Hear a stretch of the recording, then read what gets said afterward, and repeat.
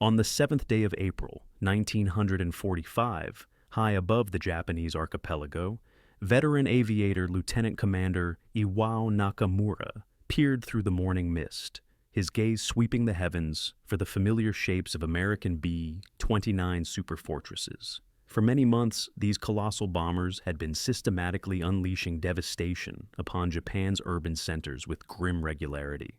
Yet, on this particular day, an undeniable shift was palpable. Nakamura's radio crackled to life with urgent transmissions from fellow Japanese pilots. The Americans were not alone. Accompanying the bombers were sleek, silver aircraft, unlike anything the Japanese had previously encountered over their home soil. They possessed long, pointed noses, an elegant design, and remarkable speed. Their velocity surpassed anything currently within the Imperial Japanese Navy's inventory. As one of these enigmatic craft executed a sharp turn toward him, Nakamura felt a chilling premonition, a dawning realization that the landscape of the conflict had irrevocably transformed. The war he believed he understood, waged from known airfields with predictable strategies, had just taken a dramatic and terrifying turn. The Americans had brought their most formidable aerial predator, the P-51 Mustang, all the way to Tokyo. To comprehend the profound impact the appearance of American aircraft over Japan had on the seasoned ranks of Japanese aviators, we must rewind and examine the stark realities of aerial combat in the Pacific during the early months of 1945. By this juncture, Japan found itself a nation under siege, its cities subjected to nightly incendiary raids from relentless B-29 bombing campaigns. The strategic capture of Iwo Jima had provided the United States Army Air Forces with a crucial forward base, enabling P-51 Mustang fighters of the 7th Fighter Command to be stationed on that fiercely contested island beginning in March 1945. This single development would fundamentally alter the dynamics of the air war over Japan.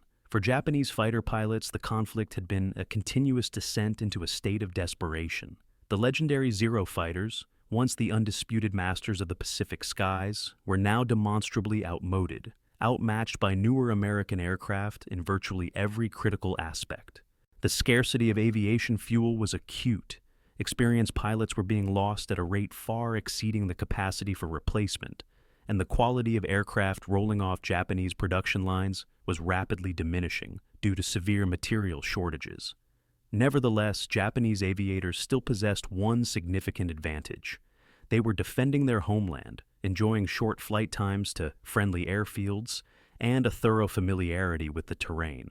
American bombers launching from distant bases in the Mariana Islands could only be engaged within brief temporal windows.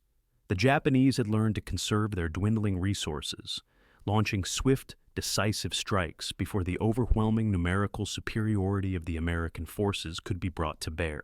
All of that changed with the first P-51 Mustangs taking to the skies from Iwo Jima's hastily constructed airstrips. The journey of the P-51 Mustangs to Japanese airspace was neither direct nor straightforward. Originally conceived for the British Royal Air Force in 1940, the aircraft initially exhibited mediocre performance at high altitudes. It was only after North American Aviation integrated the airframe with the renowned British Rolls-Royce Merlin engine that the Mustang was transformed into arguably the finest fighter aircraft of the Second World War. In European theaters, Mustangs had already established a formidable reputation as exceptional bomber escorts and agile dogfighters, capable of undertaking missions from England to Berlin and back, a range previously considered unattainable for single-engine fighters. However, the Pacific presented challenges that dwarfed anything encountered over Europe. The distances involved were immense, the weather patterns were notoriously unpredictable, and a single-engine failure over the vast Pacific Ocean invariably meant near-certain demise. As American strategists began planning the final offensive against Japan, they confronted a stark and sobering reality. B-29 bombers operating from the Mariana Islands were sustaining catastrophic losses to Japanese fighter attacks. The bombers' own defensive armament proved insufficient, and no American fighter possessed the necessary range to provide escort for them on their entire journey to Japanese targets and back. The solution emerged in the form of Very Long-Range 5LR missions, undertaken by P-51 Mustangs based on Iwo Jima, commencing on April 7, 1945. These missions pushed both the aircraft and their pilots to their absolute physical and mental limits, demanding approximately 8 hours of flight time over predominantly empty ocean. From Japanese airfields scattered across Honshu, Kyushu, and Shikoku, veteran pilots observed the daily processions of B-29s with a grim sense of familiarity. They had developed effective tactics for countering these raids, striking forcefully and rapidly, then withdrawing before the bombers' substantial defensive firepower could be concentrated on individual attacking aircraft. Intelligence reports had, in fact, alerted them to the presence of American fighters operating from Iwo Jima, but many Japanese commanders dismissed these as mere exaggerations or propaganda. After all, what single-engine fighter could possibly traverse the 650 miles from Iwo Jima to Tokyo and still retain sufficient fuel for aerial combat and the return flight? The very notion seemed to defy the fundamental principles of aerodynamics and fuel consumption. Starting in late 1943, Japanese pilots had encountered P-51 Mustangs in other combat theaters, and despite some initial successes, it quickly became apparent that this new fighter posed a deadly adversary. However, those encounters had been brief, typically occurring over distant Pacific islands, where the stakes were lower and escape routes were more plentiful. Now, intelligence indicated that these same aircraft might make an appearance over the sacred home islands themselves. Japanese aviation engineers meticulously studied captured documentation and aircraft wreckage, desperately seeking any discernible weaknesses in the Mustang's design. What they discovered was deeply unsettling. They found an aircraft that appeared to possess no significant vulnerabilities, seamlessly combining speed, range, firepower, and maneuverability in ways that Japanese designers had previously considered unattainable. As dawn broke, clear and crisp over Japan on April 7, 1945, with Mount Fuji standing sentinel in the invigorating morning air, 91 North American P-51D Mustangs, belonging to the 15th and 21st Fighter Groups, approached their rendezvous point. For the first time, the pilots beheld their ultimate objective, the Japanese homeland.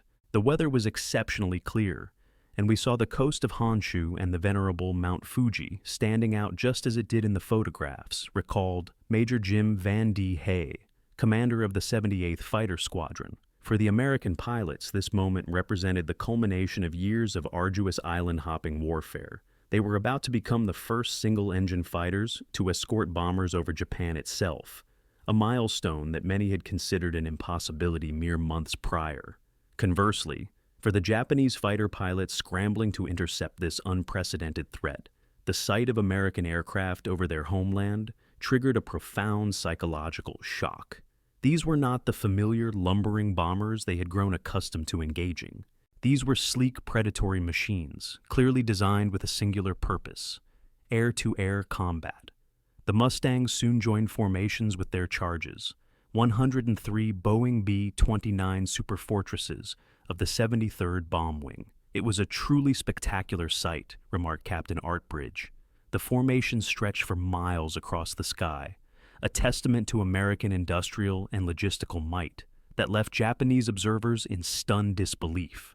To fully grasp the magnitude of this event, we must step into the cockpits of both sides and experience the cultural and technological dislocation that permeated the ensuing aerial engagement." American Mustang pilots, many barely out of their teenage years, carried with them the unshakable confidence of a nation that had entirely reoriented its economy towards the war effort. Their aircraft were products of assembly lines that churned out thousands of fighters each month. Beneath their leather flight jackets, they carried chocolate bars and cigarettes, luxuries that had become distant memories for the majority of Japanese civilians. In stark contrast, Japanese pilots flew aircraft that were increasingly assembled from whatever materials could be procured. Aluminum had been supplanted by wood and fabric in many components.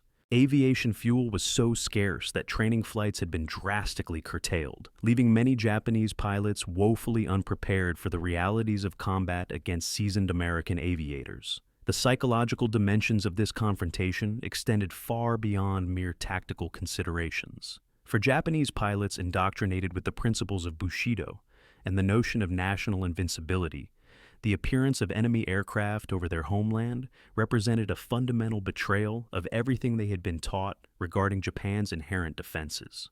As the two aerial forces converged over central Honshu, radio frequencies erupted with a torrent of frantic communications in both languages.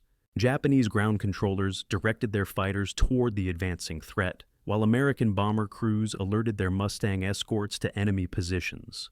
Pilots estimated that 75 to 100 Japanese fighters rose to meet the challenge that day, and the ensuing aerial battle was fierce and decisive.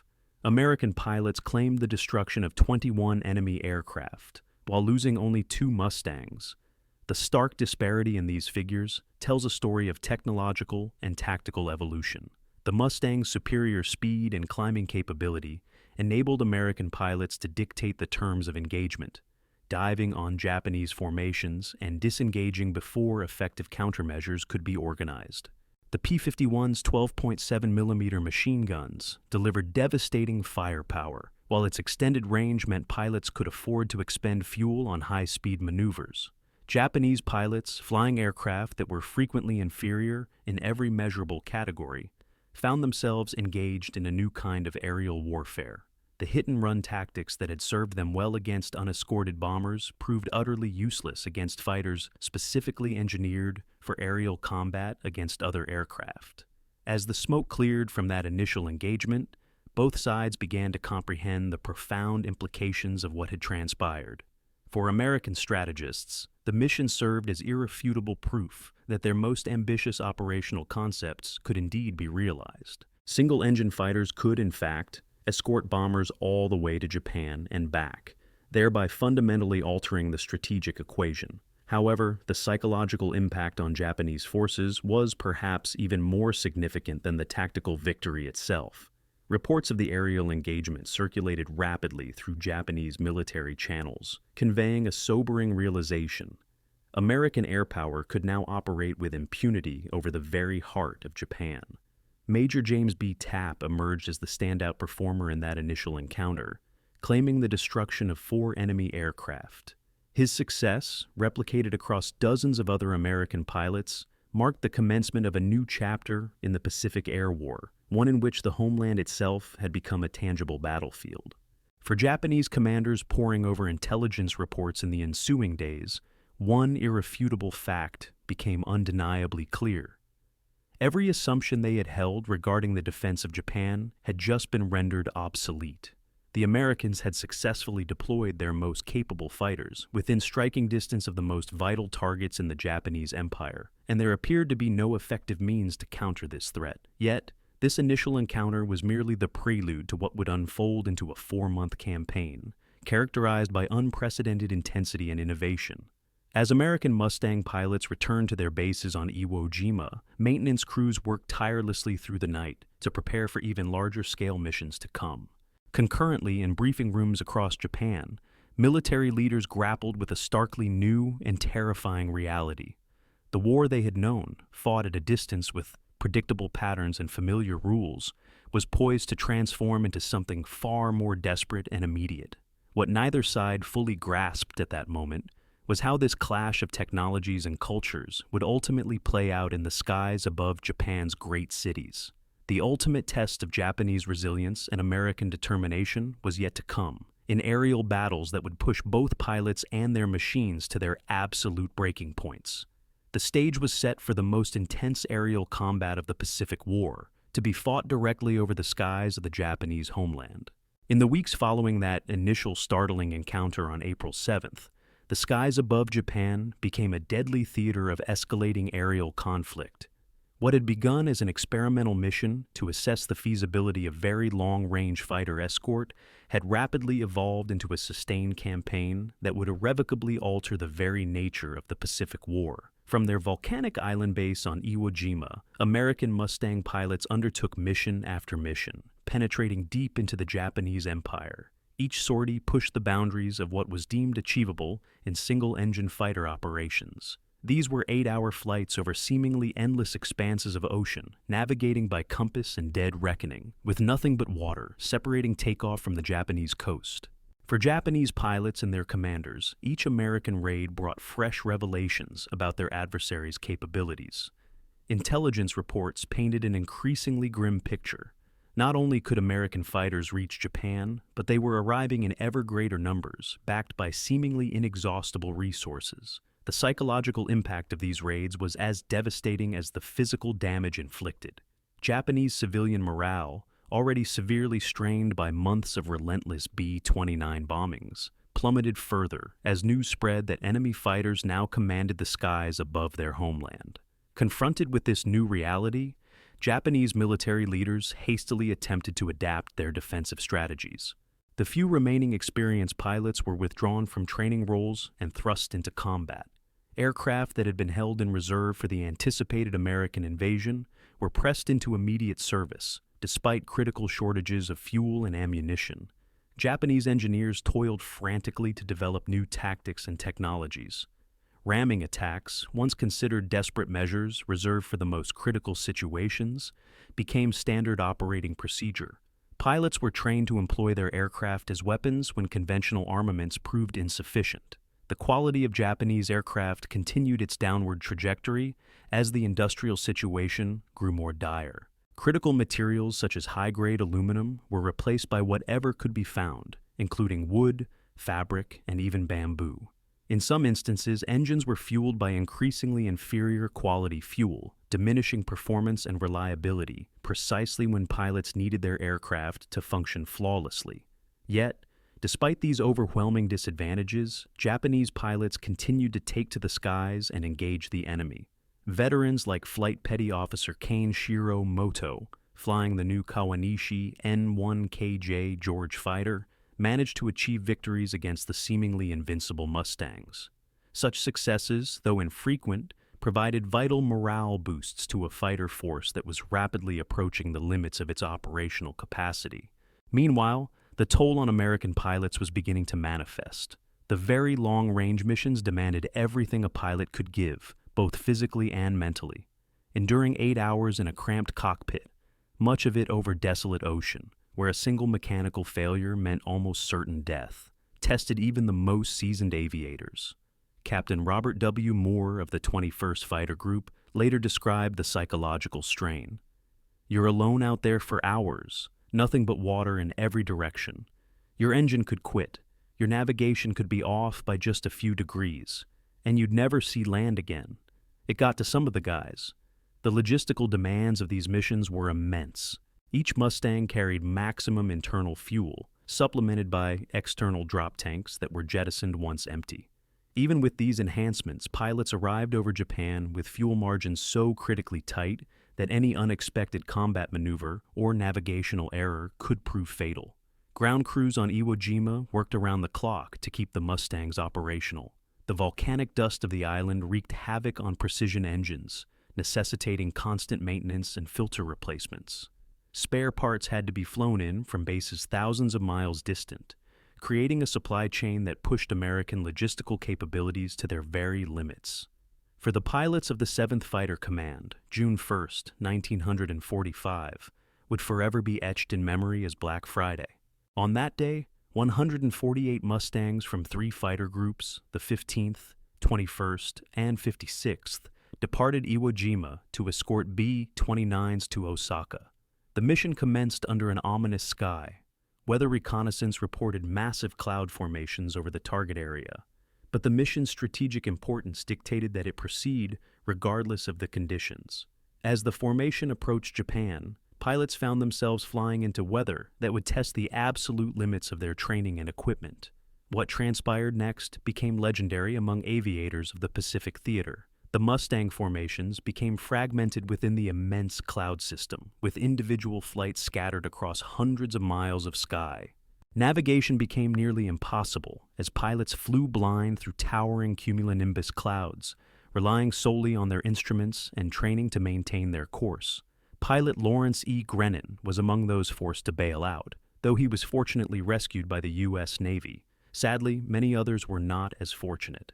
The combination of severe weather, fuel depletion, and navigational errors led to the loss of multiple aircraft and their crews. The irony was particularly bitter for American commanders. After months of successful, very long-range missions, it was not Japanese fighters or anti-aircraft fire that inflicted the most devastating blow upon the Mustang force. It was the weather itself, an adversary against which no amount of firepower or tactical skill could prevail. From Japanese airfields and radar stations, operators observed with astonishment as American aircraft vanished from their screens one by one, not due to combat, but due to the treacherous meteorological conditions. For Japanese pilots who had grown accustomed to feeling utterly helpless against overwhelming American technological superiority, Black Friday offered a stark reminder that even their adversaries were subject to forces beyond their control. Intelligence officers compiled reports with a mixture of relief and professional admiration. The Americans had indeed paid a heavy price for their audacious missions, but they had also demonstrated a level of commitment and capability that left no doubt as to the ultimate outcome of the war. Japanese pilots who engaged the scattered Mustang formations that day found themselves in individual dogfights rather than the mass aerial confrontations that had become commonplace. Deprived of the mutual support that made American fighter tactics so effective, individual Mustangs became vulnerable to the remaining experienced Japanese pilots. However, even under these more favorable circumstances, the fundamental superiority of American equipment and training remained evident. The Mustang's performance advantages allowed even isolated pilots to extricate themselves from situations that would have proven fatal in lesser aircraft. By mid-1945, the presence of American fighters over Japan carried implications that extended far beyond individual aerial engagements. P-51s had dominated air combat in Europe, accounting for the destruction of nearly 5,000 enemy aircraft. And in the Pacific, P-51s operating from Iwo Jima escorted Boeing B-29 superfortresses on their bombing runs over Japan. The psychological impact on Japanese civilian morale was profound. Citizens who had been assured that divine winds would protect their homeland now witnessed enemy fighters roaming freely overhead. The carefully cultivated myth of Japanese invincibility, propagated through years of propaganda, began to crumble as enemy aircraft appeared in skies that were supposedly inviolable. Japanese industrial production, already crippled by material shortages and bombing raids, faced further disruption as fighter sweeps directly targeted manufacturing facilities. The Mustang's dual role as both a fighter and a fighter bomber enabled it to strafe airfields, factories, and transportation networks with impunity. Most critically, the deployment of long-range fighters fundamentally altered the strategic calculus for both sides. American bombing missions could now proceed with significantly reduced losses, while Japanese forces found themselves engaged in a conflict they could not win through conventional means. Behind the statistics and strategic assessments lay countless individual narratives of courage, loss, and human drama. First Lieutenant Marcus McDilder, a pilot serving with American forces, found himself among a select group of Mustang aviators who were taken prisoner by Japanese combatants after his aircraft was downed during an operation over Kyushu. His subsequent questioning shed considerable light on how thoroughly the Japanese military was struggling to grasp the full scope of American capabilities and their strategic objectives. On the Japanese side, skilled aviators such as Lieutenant Junior Grade Saburo Sakai, recognized as one of Japan's most accomplished fighter aces, were compelled to engage in a conflict vastly dissimilar to the one they had been trained to conduct. This seasoned pilot, who had endured numerous engagements across the vast expanse of the Pacific Theater, later articulated the profound shock he experienced upon witnessing American fighter planes operating directly over Japan's homeland. These first-hand accounts underscore the human element within a global struggle that had evolved into as much a contest of national psychology as it was a clash of military tactics. Young men on opposing sides, shaped by profoundly divergent cultural backgrounds and military doctrines, were consequently locked in aerial combat over the historically significant islands of Japan. By the month of July in the year 1945, organized Japanese aerial opposition had largely ceased to be effective. The combined pressures of severe fuel deficiencies, significant pilot casualties, and widespread industrial disruptions had reduced the formerly formidable Japanese Army Air Force and its naval air arm to mere specters of their former potency. The few Japanese aviators who remained were relegated to piloting outdated aircraft against an overwhelming numerical advantage of technologically superior adversaries. The success of an aerial mission was no longer defined by the number of enemy aircraft destroyed, but rather by the pilot's ability to survive and continue their service in subsequent engagements. American Mustang pilots concurrently had transitioned their operational focus from predominantly escort missions to aggressive fighter sweeps and ground attack sorties. With Japanese aerial resistance dwindling, the objective shifted towards dismantling the remaining components of Japan's capacity to wage war in preparation for the anticipated invasion of the Japanese home islands. This strategic evolution was now complete. The skies that had once been fiercely defended by thousands of Japanese fighter planes were now exclusively patrolled by American aircraft. The presence of the Mustang over Tokyo had indeed profoundly shaken Japanese aces. However, this initial shock had given way to a somber acknowledgement of an unavoidable defeat. The exceptionally long-range sorties undertaken by P-51 Mustangs originating from Iwo Jima represented a significant leap beyond mere tactical innovation. They signified the maturation of America's military prowess from a regional force to a truly global power. The capacity to deploy fighter strength across the immense distances of the Pacific demonstrated logistical and industrial capabilities that no other nation could rival. For Japanese aviators who survived the war, the enduring memory of American fighters overhead became a pivotal moment in comprehending the magnitude of the strategic reversal. Many subsequently confessed that it was upon seeing Mustangs in Japanese airspace that they truly grasped the certainty of their nation's impending loss. These operations also illuminated the human toll exacted by pushing military technology to its ultimate limits. American casualties during these extended campaigns amounted to 91 pilots killed and 157 Mustangs lost. This served as a stark reminder that even the most advanced technological assets could not entirely mitigate the inherent dangers of aerial combat. Ultimately, the narrative of Japanese aces stunned by America's P-51 Mustang over Tokyo transcends a simple account of technological superiority or tactical ingenuity. It is a deeply human story of adaptation, bravery, and the profound psychological ramifications of modern warfare. The appearance of the Mustang in Japanese skies marked the point at which the home islands themselves became a theater of conflict, shattering any lingering illusions about Japan's natural defenses. For pilots on both sides, it symbolized the concluding chapter of an aerial war that had commenced at Pearl Harbor and now reached its zenith in the skies above Mount Fuji. The lasting impact of these missions extends far beyond their immediate military consequences. They unequivocally demonstrated that in the context of contemporary warfare, no sanctuary remains inviolable and no distance is too great for determined adversaries to traverse.